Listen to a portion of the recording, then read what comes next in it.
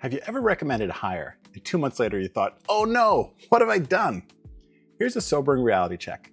Nearly 46% of new hires flame out within 18 months. Why? Because what most organizations call an interview is really just chit chat. My name is Ryan Mahoney, and here's what I've learned after years of helping companies fix their hiring. Give interviewers the right tools, a solid set of questions, clear evaluation criteria, and what I call their interviewer rights. And suddenly, every answer becomes evidence you can actually bank on. See, interviewing isn't improv, it's research. And today, I'm going to show you exactly how interviewers can make good decisions with incomplete information. Let's get on the same page about what we're trying to accomplish here. Our ultimate goal: ensure that every new hire becomes a high-performing, collaborative team member as judged by their peers and managers by their 6-month mark. Now, most interviewers don't know this, but the statistics are pretty brutal. 46% of newly hired employees fail within 18 months. Only 19% achieve what we'd call unequivocal success. And here's the kicker: 82% of interviewers saw warning signs that they completely ignored. By the end of this training, you'll know how to show up ready to interview, stick to the script, judge evidence, not vibes, manage the most common biases, and close the loop fast. Think about it though. Before you're ever on a Zoom call asking, "Can you hear me?" a lot of pre-work needs to happen. And that's where we'll start. Part 1, your rights as an interviewer. I've developed what I call the Interviewer's Bill of Rights, 6 key things every interviewer deserves to have before they sit down with a candidate. Think of this as your foundation. Without these, you're basically flying blind. Right number 1, know what you're evaluating. You have the right to know exactly what you're looking for. Before you talk to any candidate, you should know the specific skills and personal attributes you're responsible for assessing, with plain language definitions of what those qualities actually look like. For each question you'll ask, you should get the purpose behind it, what skill or trait it's meant to reveal, relevant positive indicators and red flags so you know what to look for. This isn't about memorizing a script, it's about understanding what good actually looks like. Right number 2, structure that works. You should never be expected to just ask a few questions. That's not interviewing, that's banter. Instead, you have the right to a pre-written set of questions designed to surface useful, observable evidence, plus a clear script to follow for introductions and wrap up with ample time to review it beforehand. Right number 3, focus on what matters. Here's something that might surprise you. You probably shouldn't see a candidate's resume or application before your interview. And you definitely shouldn't see notes or ratings from other interviewers. Your job is to evaluate what the candidate says in your session, not where they went to school or whether someone else liked them. You have the right to be shielded from potentially biasing information. Right number 4, proper training. You have the right to be trained. Nobody's born knowing how to interview well. You should receive training on structured interviewing, behavioral evaluation, and bias recognition. You should have access to shadowing opportunities or mock interviews. Even if you're an expert at the job itself, performing a job is different from recognizing what interview behavior predicts good performance. Right number 5, speak your mind and be heard. You have the right to express your viewpoint. Interviewers must feel safe to flag uncertainty or discomfort, to recommend against a hire, to share minority opinions without fear of backlash. Before you begin, you should also know how your feedback will be used, who will read it, how decisions are made, and by whom. Transparency builds trust and helps you focus on what matters. Right number 6, legal compliance made simple. You shouldn't need to be an employment lawyer to conduct a fair interviewer. As long as you stick to the structure provided, which is required, you'll automatically stay within legal boundaries. Your job is simply to follow the structure. You have a right to fully legally compliant interview materials. Now that we've covered your rights as an interviewer, let's dive into the actual interview process. We need to treat interviews like what they are: structured research. And all good research starts with preparation. So, step 1, review questions and job requirements. You wouldn't write a survey without knowing what you're trying to measure, right? So why would you walk into an interview without fully knowing what you're assessing? You should know, what are we trying to learn? And what does good actually look like? Without that clarity, you're just chatting. Why behavioral questions work? The questions you'll be asking focus on what candidates have actually done in past situations, not what they think they would do or should do. And here's why this works. Past behavior is the most reliable predictor of future performance. So we ask for authentic lived experiences that are detailed and specific, which makes fabrication easier to detect. When you hear responses, you're listening for the hallmarks of genuine experience, specific details, clear sequences of events, authentic challenges and mistakes, and realistic achievements. Vague or overly polished answers, that might indicate embellishment or worse. Step 2, avoid the resume trap. I know it seems counterintuitive. People are used to interviews that start with some small talk. So, I see you went to Michigan, or, oh, your last role looked really interesting. This is more appropriate for recruiter screening. Here's the problem. The moment you see that resume or learn that you both love cycling, you've contaminated the data. You're primed to see the candidate in a certain light, and that light may have nothing to do with whether they can do the job. Let me tell you about a time I learned this the hard way. I interviewed someone who, on paper, was incredible. They'd worked at all the right places, they were vibrant and engaging in the interview. We connected over our mutual love of 90s hip hop. I gave him a glowing review. 3 months later, he wasn't doing his job, he was trying to do everybody else's. I realized I had overlooked some red flags in the interview. I didn't focus on what mattered. I just liked him. We're not ignoring the human element, we're just trying to avoid introducing noise into the signal. The interview isn't a date, it's an inquiry. Section 2, during the interview. Now you're prepared. You know what you're listening for. The calendar alert pops up. You click the link. Let's talk about what happens next and how to do it without wrecking the evidence.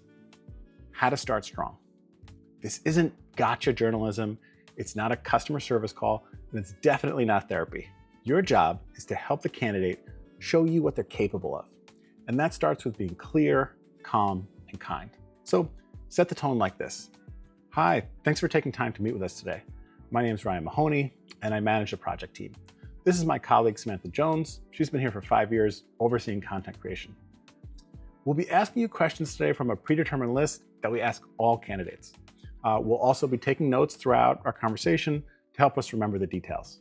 When you respond, feel free to take a moment to think before answering. And if you'd like me to repeat a question, just let me know.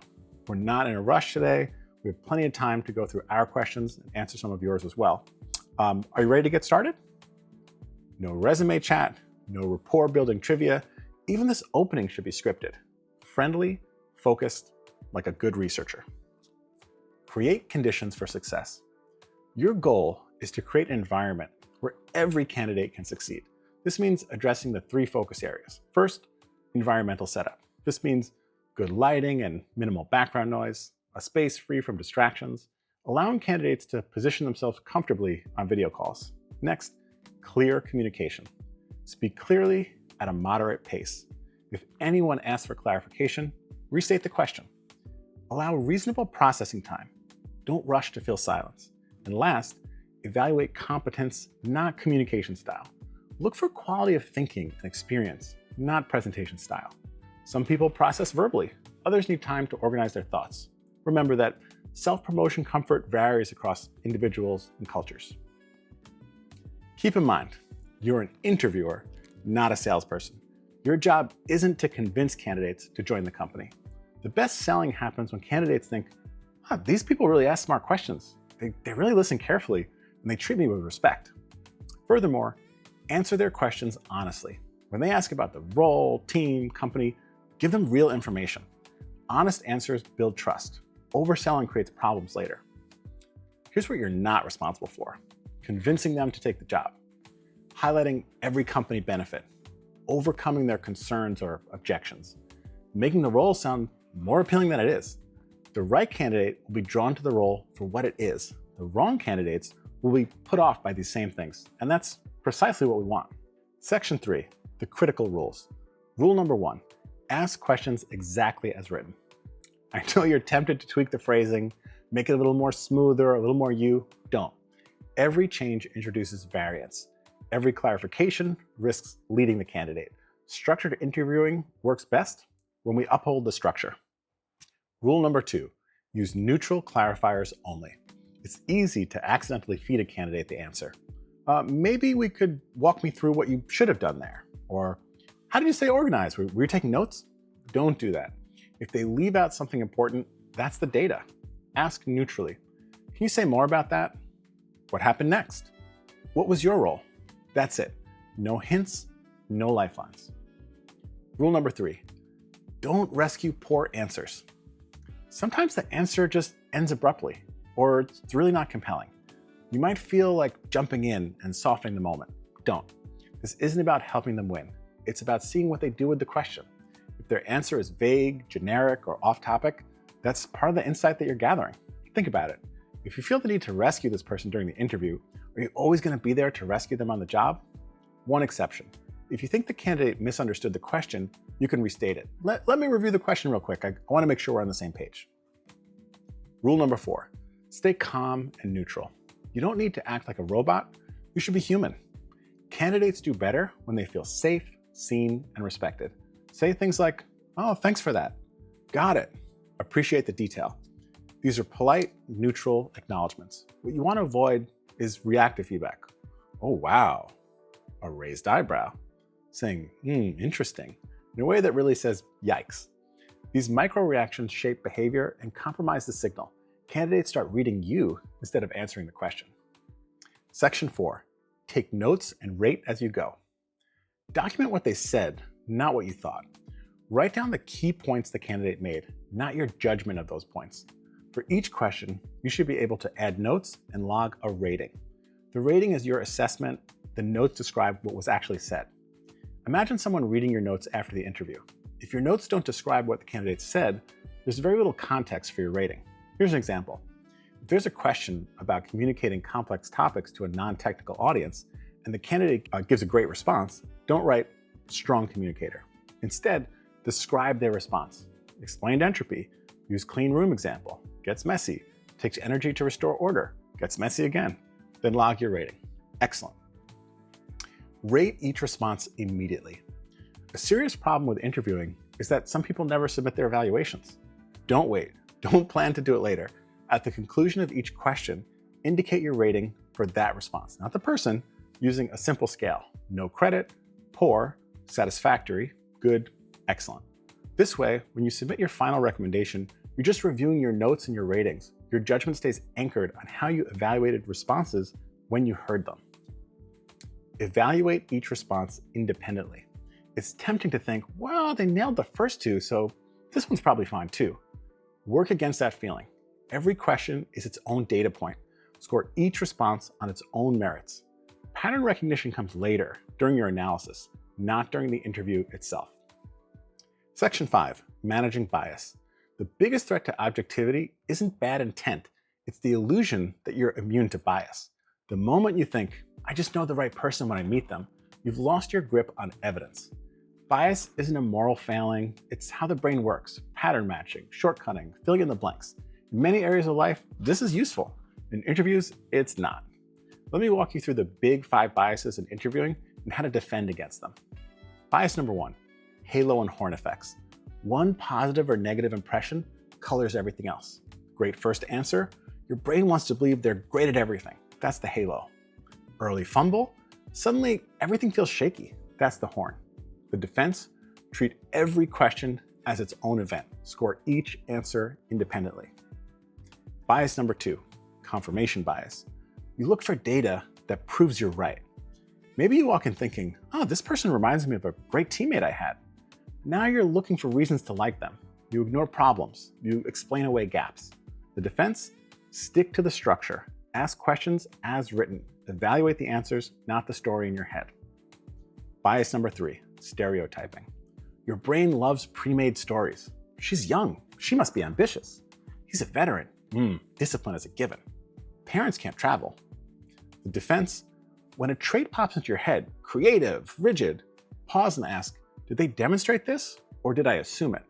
Score only what the candidate actually shows, not what you think people like them typically show. Bias number 4, anchoring. The first piece of information sets the tone for everything else. You know they worked at a prestigious institution. Now you're seeing all their responses through rose-colored glasses. The defense, avoid resumes and peer feedback before your interview. Start with a blank slate. Bias number 5, recency effect. You overvalue the last thing you heard.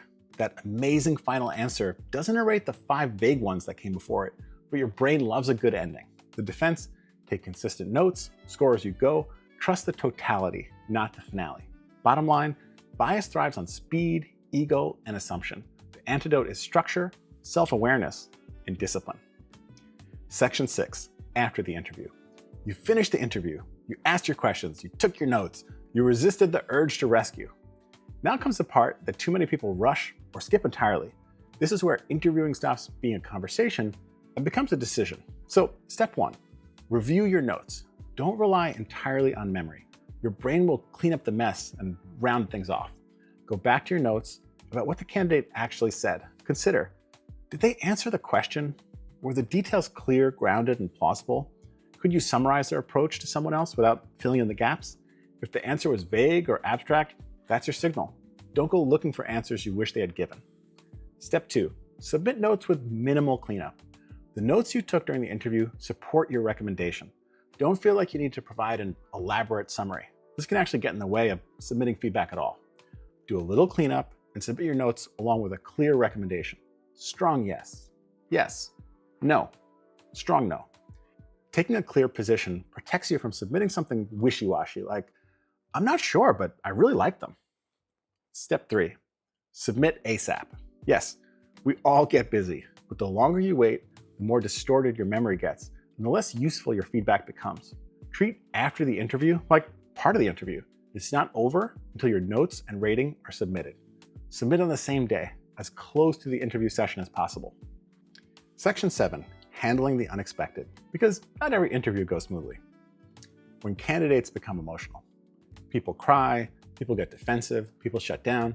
You're not a therapist, you're not a judge, you're here to gather usable evidence. Give them a moment to collect themselves. Say, we can pause, or I'm happy to continue when you're ready. Don't interpret emotions as performance indicators, just note what happened. If behavior crosses into abuse, end the interview and report it. When technology fails, glitches happen, Wi-Fi fails, mics drop. Try a quick fix, but don't burn the whole session troubleshooting. If you miss a key answer due to tech issues, note it, don't guess. If it compromises the interview, stop and reschedule. Your priority is clean, usable data, not just a completed calendar event. When you suspect dishonesty, you're not here to catch someone in a lie. You're here to observe and record. Continue asking structured questions exactly as written. Take accurate, descriptive notes. After the interview, assess credibility and reflect that in your recommendation. Wrapping up, why this matters. In this training, I haven't framed these practices ideologically. I've shown how they're more fair, consistent, and lead to more reliable evidence. These approaches systematically reduce bias, level the playing field, and create better outcomes for everybody involved. When you follow the structured approach, you remove resume bias that often penalizes non-traditional backgrounds, you prevent discriminatory improvisation, you focus on behavioral evidence rather than your gut feelings. We create transparent, welcoming environments for all candidates. This isn't just about bad hires. It's about the teammate who left because the new person made their job miserable. It's about the 6 months of progress your team lost. It's about the trust you'll either build or break every time you say, yes, let's hire them. This training gives you the tools to see those warning signs clearly and spot high performers who will thrive on your team. The goal isn't perfect hiring, it's dramatically better hiring. And that starts with treating interviews like the research they should be, structured, intentional, and focused on evidence that you can actually use. Thank you for your time and attention. For more hiring resources, visit FirstWho.co.